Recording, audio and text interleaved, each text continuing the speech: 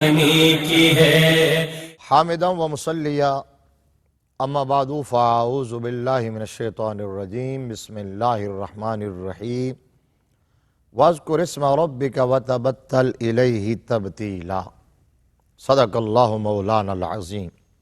مولایا صلی وسلم دائما ابدا علی حبیبک خیر الخلق کلہم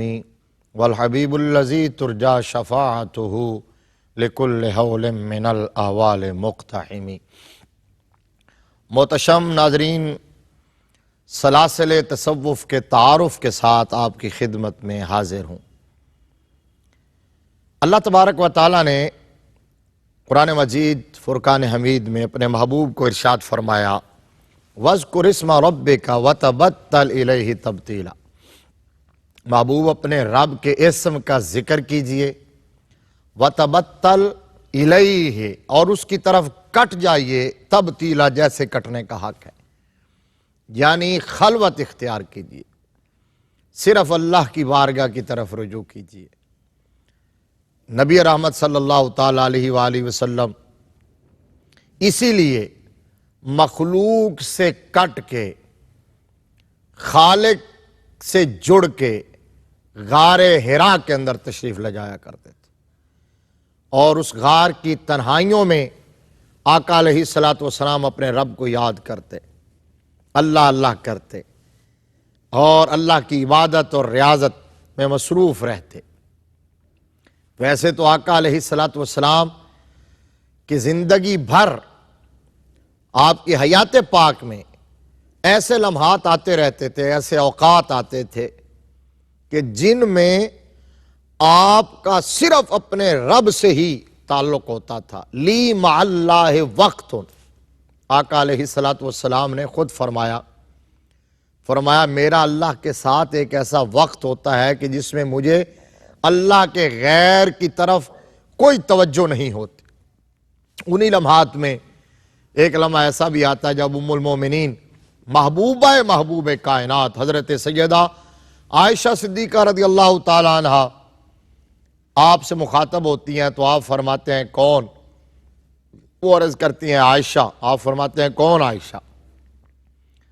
عرض کرتی ہیں ابو بکر کی بیٹی عائشہ۔ تو آپ فرماتے ہیں کون ابو بکر؟ یہ کیفیات میرے آقا کریم صلی اللہ تعالیٰ علیہ وآلہ وسلم کی اپنی رب کی یاد میں، اللہ کے ذکر میں ہوا کرتی تھی، اللہ کی عبادت میں ہوا کرتی تھی۔ اور یہی مخلوق سے کٹ جانا اور خالق سے جڑ جانا اور خلوت اختیار کرنا، خلوت گزینی، تنہائی میں صرف اللہ کا ہو جانا اور اللہ کو یاد کرنا، اللہ اللہ کرنا، رب سے مانگنا، رب کو پکارنا، اس کا ذکر کرنا، اس سے دعا کرنا، استغفار کرنا، یہی جو چیز ہے اسی کو تزکیہ کہتے ہیں، اسی کو تصوف کہتے ہیں، اسی کو طریقت کہتے ہیں۔ تو اس کا مطلب یہ ہے کہ یہ جو سلاسل طریقت ہیں، ان کی جو تعلیمات ہیں، ان کی جو تربیت ہے، ان کا جو پیغام ہے، اور جس چیز پر ان کا فوکس ہے، اس کا جو پیغام ہے وہ تو نبی رحمت صلی اللہ علیہ وسلم کی سیرت سے اور آپ کے حیات پاک سے ملتا ہے۔ اور کیوں نہ ہو، لَقَدْ كَانَ لَكُمْ فِي رَسُولِ اللَّهِ أُسْوَةٌ حَسَنَةٌ، تمہارے لیے رسول اللہ صلی اللہ علیہ وسلم کی حیات پاک ایک بہترین نمونہ ہے۔ تو دین کا کوئی بھی پہلو ہو، کوئی بھی حوالہ ہو، اس میں گائیڈنس جو ہے وہ آقا علیہ الصلوۃ والسلام کی سیرت سے اور آپ کی حیات پاک سے ملے گی۔ تو انہی سلاسل تصوف میں ایک معروف سلسلہ اور بڑا سلسلہ، اور مورخین تو یہاں تک کہتے ہیں کہ سلاسل تصوف و طریقت میں سب سے قدیم، مشہور اور مستند سلسلہ جو جانا پہچانا جاتا ہے وہ سلسلہ عالیہ قادریہ ہے۔ اور کون نہیں جانتا کہ سلسلہ عالیہ قادریہ کے جو بانی ہیں محبوب سبحانی، غوث سمدانی، قندیل نورانی، शहबाज लामकानी, आलम रब्बानी, आरिफ हक्कानी, सय्याह लामकानी, हजरत सैयदना शेख अब्दुल कादिर जीलानी अल हसनी वल हुसैनी रदी अल्लाह ताला अन्हु है। आप इस सिलसिले के बानी हैं और आपको हुजूर गौसे पाक को तमाम सलासिल के बानियान हों या उनके वाबस्तगान हों, वो गौसे आजम को अपना पीर, अपना मुर्शिद, अपना हादी और अपना रहनुमा मानते हैं। सैयदी आला हजरत ने फतावा रज़विया शरीफ के अंदर एक बात लिखी है कि हजरत खैज़र जो हैं, हजरत खैज़र अलैहिस्सलाम, वो कहा करते थे कि जो वली अब तक हुए हैं या क़यामत तक होंगे, इल्ला वहुवा मुतअद्दिब माहू, वो सारे के सारे सैयदना अब्दुल कादिर जीलानी का दामन थाम के इस सफर में आगे बढ़ते हैं, इस सिलसिले को आगे जारी रखते हैं। इसीलिए तो आला हजरत फाज़िल बरेलवी रहमतुल्लाह अलैह ने ये दुआ मांगी थी कि कादरी कर, कादरी रख, कादरियों में उठा, कदरे अब्दुल कादिर कुदरत नुमा के वास्ते। हजरत सैयदना गौसे आजम रदी अल्लाह ताला अन्हो, आप फिकहन आप हम्बली थे, इमाम अहमद बिन हम्बल की फिका के आप मुत्तबे थे और मानने वाले थे। और आपके मवाइज़ हसना जो हैं, सिलसिला आलिया कादरिया की तालीमात में जो सबसे बड़ी चीज़ है वो अमर बिल मारूफ और नाही अनिल मुनकर है, वाज़ो नसीहत है, दरसो तदरीस है, इत्तिबाए सुन्नत है और इम्हाए बिदत है। हुजूर सैयदना गौसे पाक रज़ी अल्लाह ताला अन्हु का सबसे बड़ा काम मुतजद्दिदीन के खिलाफ स्टैंड लेना है। आपने मुतजद्दिदीन के खिलाफ जिहाद किया। मुतजद्दिदीन वो थे जो दीन में नई नई चीजें ईजाद किया करते थे। हुजूर गौसे पाक रज़ी अल्लाह ताला अन्हु ने उनके खिलाफ बहुत बड़ा काम किया, जिहाद किया और उम्मत मुस्तफ़ा को बिदात से हटाकर सुन्नत पर लगाया है और अपने मानने वालों को, चाहने वालों को मुत्तबे सुन्नत बनाया है। और वाज़ो नसीहत, दरसो तदरीस और अमर बिल मारूफ और नाही अनिल मुनकर। आप जानते हैं उसका आलम तो यह था कि हुजूर गौसे पाक की बारगाह में हाकिमाने वक्त जब आते थे, आप उनके मिजाज में, रवैयों में, नीयतों में अगर कोई कजी देखते थे तो बबांगे दोहल बिला खौफे लौमता लाइम उनको भी अमर बिल मारूफ किया करते थे, नही अनिल मुनकर किया करते थे। जो मशहूर वाक़या है कि वक्त का खलीफा आपकी बारगाह में अशरफियों की थैलियां लेके आता है, आप कबूल करने से इनकार करते हैं, वो इसरार करता है तो बिल आखिर आप जलाल में आते हैं और पकड़ के निचोड़ देते हैं, खून बहने लगता है। आप फरमाते हैं कि ये जो खल्के खुदा का चूसा हुआ खून है वो लेके मेरे पास आ गए नजराना देने के लिए।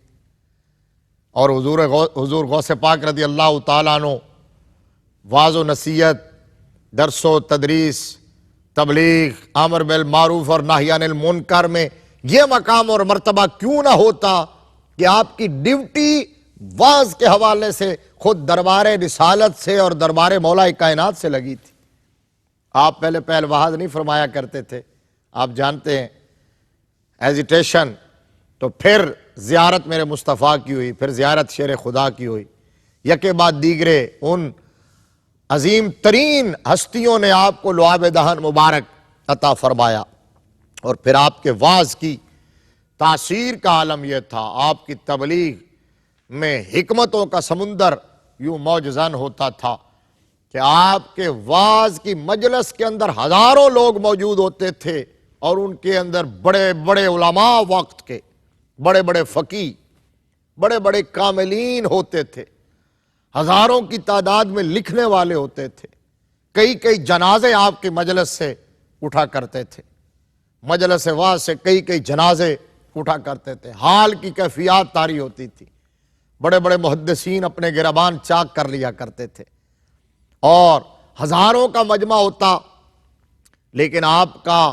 آواز فرماتے تو آپ کی آواز جس طرح پہلے بندے تک پہنچتی اسی طرح آخری بندے تک پہنچا کرتی، یہ کیفیات ہوتی تھی آپ کے۔ اور حضور غوث پاک رضی اللہ تعالیٰ عنہ کو یہ بات ناظرین نوٹ کرنے کی ہے، یہ ذہن نشین کرنے کی ہے، آج ہم جس دور میں ہیں، جس ماحول میں ہیں، آج بھی بہت سارے لوگ خانقاہوں میں مقیم ہیں، بہت سارے یہ بیڑا اٹھائے ہوئے ہیں، ان میں بہت اچھے لوگ بھی ہیں، لیکن سمجھنے کی بات یہ ہے کہ حضور غوث اعظم رضی اللہ تعالی عنہ نے اپنی قطبیت، اپنی غوثیت کی بنیاد ہی علم پر رکھی، اور آپ نے فرمایا درست العلم درست العلم درست العلم حتی صرت کتبہ، فرمایا میں علم حاصل کرتا رہا، علم حاصل کرتا رہا، علم حاصل کرتا رہا۔ اور آپ جانتے ہیں کہ آپ نے تحصیل علم کے لیے کتنی مشقتیں اٹھائیں، دجلہ کے کنارے پتے کھائے، بھوک پیاس کا سامنا کیا، سفر کی صعوبتیں برداشت کی، گھر بار چھوڑا، بچپن میں ماں نے بھیج دیا تھا، تو علم پڑھتے پڑھتے فرماتے ہیں اللہ نے مجھے کتب بنا دیا، حتی صرت کتبہ، میں کتب ہو گیا۔ تو کیا مطلب ہے؟ آپ جو کہتے ہیں کہ علم و بس کری ہو یار، اور منسوب کرتے ہیں بزرگوں کی طرف اور اس کی غلط تشریح کرتے ہیں، اس کا مطلب یہ ہے کہ جتنے تصوف اور طریقت کے مقامات ہیں ان کی طرف سفر شروع ہی علم سے ہوتا ہے۔ طریقت کی طرف جانے کے لیے پہلے شریعت کا علم، اس میں مہارت، اس میں دسترس، شریعت پر عمل۔ اور بعض لوگوں نے تو یہ کہا ہے کہ طریقت ہے کیا، تصوف ہے کیا، تزکیہ ہے کیا؟ شریعت کی نیت کا نام ہی طریقت۔ انہوں نے کہا اگر نیت کا زاویہ درست ہو جائے تو یہی طریقت ہے، یہی تصوف ہے، یہی تزکیہ ہے۔ تو حضور غوث پاک رضی اللہ تعالیٰ عنہ، آپ نے اپنی قطبیت کی بنیاد علم کو قرار دیا، فرمایا میں علم پڑھتا رہا، اور آپ نہ صرف پڑھتے رہے، پھر جب پڑھاتے تھے تو ایک ایک دن میں درجن بھر اسباق پڑھایا کرتے تھے، آپ درجن بھر اسباق حضور غوث پاک پڑھایا کرتے تھے۔ آپ کے واعظ، نصیحت، تبلیغ، رشد و ہدایت جو آپ کے مواعظ حسنہ تھے، ان پر مشتمل آپ کی معروف کتاب ہے الفتح الربانی۔ الفتح الربانی کا مطالعہ کریں، اہل علم جانتے ہیں، صاحبان فکر و دانش جانتے ہیں کہ اس کے اندر کتنے حسین موتی ہیں اور کتنے گراں قدر ہیرے اور جواہرات بکھرے ہوئے ہیں، آپ کے مواعظ پر مشتمل الفتح الربانی۔ اور آپ کے اس سلسلہ کو، سلسلہ عالیہ قادریہ کو آگے بڑھانے میں اور اس کو بام عروج تک پہنچانے میں آپ ہی کے شہزادے، آپ ہی کے صاحبزادے سید زادے، آپ ہی کی تربیت یافتہ حضرت صاحبزادہ سید عبد الوہاب، اور اسی طرح حضرت صاحبزادہ سید عبد الرزاق رحمہم اللہ نے بھی گراں قدر خدمات سر انجام دی ہیں۔ اب میں آخر میں خوبصورت وہ چین بتاتا ہوں کہ کن کن مقدس ہستیوں سے ہوتا ہوا یہ سلسلہ حضور پیران پیر کا آقا علیہ السلام تک پہنچتا ہے۔ تو اس کا شجرہ طریقت یوں ہے، حضور سیدنا الشیخ عبد القادر جیلانی کے بعد نام آتا ہے شیخ ابو سعید مبارک مکرمی کا، اس کے بعد شیخ ابو الحسن فرشی کا، اس کے بعد شیخ ابو الفرا ترتوسی کا، اس کے بعد شیخ ابو الفضل ابو الواحد بنو تمیم کا، اس کے بعد شیخ ابو بکر شبلی کا، پھر خواجہ جنید بغدادی کا، پھر شیخ سر سختی کا، پھر شیخ معروف کرخی کا، پھر حضرت سیدنا امام علی موسیٰ رضا کا، پھر سیدنا حضرت امام موسیٰ کاظم کا، پھر سیدنا حضرت امام جعفر صادق کا، پھر سیدنا حضرت امام محمد باقر کا، پھر سیدنا حضرت امام زین العابدین کا، پھر سیدنا امام علی مقام امام حسین رضی اللہ تعالیٰ عنہ کا، اور پھر مولا کائنات شیر خدا حضرت علی المرتضیٰ کرم اللہ وجہہ الکریم کا، اور اس کے بعد تاجدار کائنات صلی اللہ علیہ وآلہ وسلم کی ذات والا بابرکات آتی ہے۔ یہ سلسلۃ الذہب، یہ شجرہ طریقت، شجرہ نسب، سلسلہ عالیہ قادریہ کا ہے۔ وآخر دعوایا ان الحمدللہ رب المدد یا غوث